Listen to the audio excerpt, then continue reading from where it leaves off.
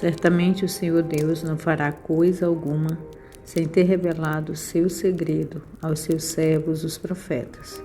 Amós 3:7. O ano era 2015 e eu acordei no dia 9 de outubro, às 3 da madrugada, com um sonho que eu tive. Vou te contar um pouco do sonho e depois vou te contar a sequência do que aconteceu após esse sonho.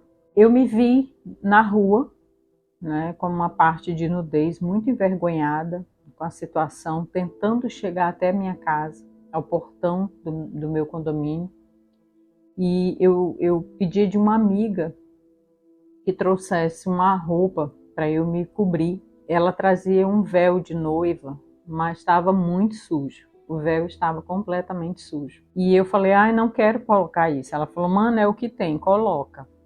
E aí eu subia, muito, muito envergonhada com toda aquela situação.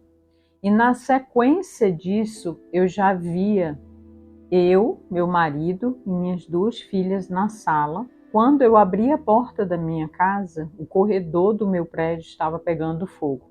Eram labaredas de fogo. E aparecia na minha frente, de costas para mim, um homem com cabelo castanho, caracolado, mas eu não via o rosto. E ele falava, nós falávamos, temos que sair daqui. E ele pegava uma das minhas filhas no colo, meu marido a outra, e saíamos todos pela porta e enfrentávamos a labareda de fogo. E eu acordei muito assustada nessa madrugada do dia 9. Eu fui orar, porque fiquei muito, muito incomodada com o sonho. E eu falei, Deus, se eu estou em pecado, o Senhor me revela. Porque como eu me vi naquela situação, eu achei que a situação era comigo. E eu falei, Deus, se eu estou em pecado, me revela, eu preciso saber, eu preciso entender o que está acontecendo na minha vida. E o Senhor falou, filha, eu te usei no sonho para representar a minha igreja no Brasil. A minha noiva no Brasil está com as vestes sujas de lama do pecado. E eu falei, Senhor, e aquela sequência do sonho, onde eu entro no fogo com aquela pessoa que eu não sei quem é que estava junto com a minha família. Ele falou que eu e a minha casa passaríamos por uma fornalha, mas que nós íamos sair dela sem cheiro de fumaça. E foi daí que surgiu, foi a partir desse momento que surgiu até o tema desses capítulos que você está assistindo. Eu sobrevivi sem cheiro de fumaça, porque foi o que Deus me falou dentro dessa revelação no dia 9 de outubro. E eu falei, Deus, o que eu devo fazer? E ele falou, levante um jejum de Daniel por 21 dias. Faça um jejum e oração. Me busque para que haja livramento e para que a minha igreja seja salva no Brasil, seja alcançada e entre em arrependimento. E daquela madrugada eu chorei muito diante de Deus, comecei o jejum e na noite desse dia 9, nós tínhamos um encontro da nossa igreja no sítio. Eu compartilhei com a minha equipe, eu falei, olha, eu tive um sonho nessa noite, Deus falou que é uma situação de pecado da igreja e que eu vou enfrentar uma fornalha com a minha família, mas que eu vou sair sem cheiro de fumaça. Aquelas que puderem e quiserem entrar no jejum de Daniel 21 dias comigo em oração, eu seria grata se você entrasse no jejum comigo. E algumas delas falaram, sim, a gente vai entrar. Indo para esse local, eu compartilhei com meu marido o sonho. Ele tinha passado o dia trabalhando. E ele chorou. E aí, quando ele chorou, eu falei assim, tá tudo bem? Ele falou, hoje aconteceu um episódio que eu perguntei de uma funcionária que eu estava dispensando se ela tinha algo para me dizer e tal, a respeito do meu comportamento. E ela falou que tinha achado estranho a minha proximidade com uma aluna. Eu olhei para ele e falei, proximidade com uma aluna? Como assim? Ele falou, não, vou perguntar do apóstolo se eu devo terminar essas aulas, parar essas aulas. Eu falei, olha, acredito que deve. Mas enfim, estranhei a situação, mas ele já, com o sonho, ele já chorou dentro do carro. E eu comecei a partir daquele dia a jejuar e orar. E quando foi exatamente no dia 30 de outubro, no dia que eu entreguei o jejum, 21 dias depois, indo, na verdade, para um encontro para pregar, o meu esposo falou, eu não quero pregar. E eu falei assim, como você não quer pregar, por quê? Ele falou, eu não estou bem. Eu falei, mas agora não tem como trocar as pessoas. Ele falou, mas eu não estou bem. Eu falei, tá, mas dá a ministração, vamos lá, vamos ver o que a gente pode fazer. E aí eu percebi que ele não estava bem. 21 dias depois, no dia da entrega do meu jejum, eu ia ministrar nesse encontro infantil. E antes eu quero ler para você Jeremias 33:3, que diz assim: chame por mim e eu responderei, e lhe anunciarei coisas grandes e ocultas que você não conhece. E quando Deus me deu essa revelação, esse sonho, quando Deus me deu esse jejum para fazer, o Senhor já estava dizendo, chame por mim, e eu vou te responder. Eu vou te anunciar coisas grandes. Quando Deus nos chama para fazer algo, jejum e oração, é porque Ele está nos preparando para o que vem lá na frente. Deus não vai te falar nada antes que você esteja pronto para ouvir. Pronto para receber, seja qual for a notícia. Deus vai te preparar antes. É isso que Deus sempre faz comigo. E eu louvo a Deus porque Deus faz isso sempre comigo. Ele sempre me antecipa algo que vai acontecer em sonho, em revelações, ou falando através da sua palavra. E no carro voltando, o meu esposo confessou pecado de adultério. E sabe a sensação de que o chão sumiu? E aí eu entendi. Quando eu ouvi aquilo, eu entendi.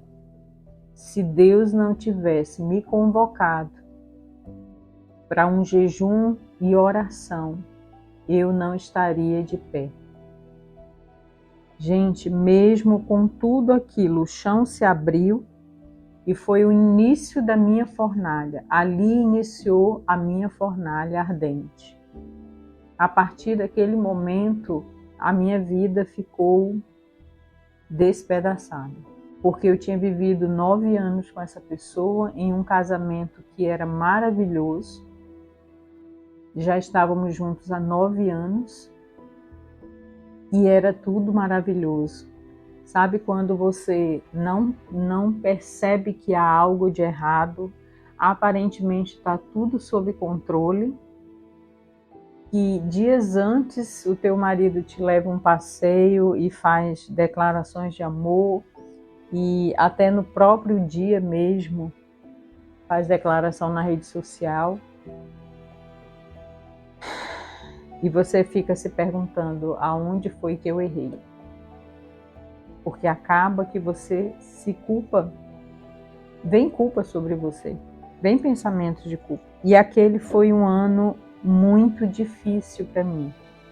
Foi um ano de incertezas, foi um ano de dificuldade no casamento. Ele precisou, após a confissão, ser disciplinado e ser afastado por 6 meses. Eu conduzi o rebanho, só eu e Deus, com a ajuda dos meus apóstolos. E a partir daquele momento eu vi a minha vida ficar de cabeça para baixo. A partir daquela confissão, foi algo que eu não esperava. E eu acredito que muitas pessoas ouvindo essa história talvez também se identifiquem, né, de que você pensa que está tudo bem e de repente você sofre um baque desse, né? E foi isso que aconteceu, mas eu louvo a Deus pela revelação da parte de Deus. E eu quero encerrar esse vídeo, eu vou continuar depois a história nos próximos. Salmos 25, versículo 14 até o 16, que diz assim: o Senhor confia o seu segredo aos que o temem, aos quais ele dará a conhecer a sua aliança. Os meus olhos se elevam continuamente ao Senhor, pois Ele tirará os meus pés do laço. Volta-te para mim, tem compaixão, porque estou sozinho e aflito. O Senhor confia os seus segredos àqueles que o temem e dará a conhecer a sua aliança. Deus tinha feito uma aliança comigo, uma aliança de que eu passaria sim pela fornalha, mas eu sairia sem cheiro de fumaça. Então, naquele momento, o Senhor confiou a mim o seu segredo. Que responsabilidade! Era a revelação que o Senhor estava me entregando e me orientando agora a fazer um jejum e oração de 21 dias. E Ele estava dizendo que Ele confiaria os seus segredos àqueles que temem. Deus, Ele só vai te dar algo se Ele confiar em você que você vai fazer. Por que muitas vezes as pessoas dizem, não, mas Deus não me revela nada? Porque se Deus te revelar e você não estiver disposto a fazer aquilo que Ele te orientou, provavelmente Ele não vai te revelar absolutamente nada. Eu tenho o hábito que sempre que o Senhor me revela algo e que me dá uma direção para ser feita, eu obedeço. Sempre, sempre obedeço. E nesse salmo que eu li para você, ele está dizendo, o Senhor confia os seus segredos. Para quem teme, é para os que temem ao Senhor. Ele dará a conhecer a sua aliança. E naquele momento, os meus olhos estavam elevados continuamente ao Senhor, porque os meus pés tinham sido colocados num laço. A sensação era difícil e a única coisa que eu podia fazer era, volta-te para mim, tem compaixão, porque estou só e aflita. Esse era o sentimento naquele momento. Senhor, estou só, estou aflita. Vem no meu socorro. Porque quando você pensa que você não vai suportar a dor de uma traição, é ali que o Senhor entra. É ali que o Espírito Santo começa a vir no teu socorro. Esse era o meu pedido de socorro. Senhor, vem, tem compaixão. Estava me sentindo só na minha batalha, mas eu sabia que o Senhor não tinha me deixado. E eu sabia que Ele tinha feito uma promessa. Você sairá sem cheiro de fumaça. Talvez hoje você esteja vivendo essa mesma situação, se vendo dentro de uma fornalha, sem esperança alguma. Mas eu quero te dizer que Deus, quando fala, Ele cumpre a sua promessa. E Deus, assim como Ele cumpriu na minha vida, Ele vai cumprir na sua vida. Você não está só, ainda que você esteja se sentindo sozinho. Amém? Que Deus te abençoe.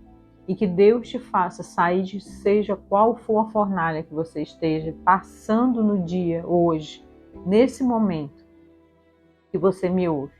Talvez você esteja experimentando uma fornalha, uma situação de dor, de desespero, uma situação em que você está vendo que você está só, está aflito e não sabe o que fazer. Deus virá no seu socorro, pode ter certeza. Acredite, o quarto homem está dentro da sua fornalha.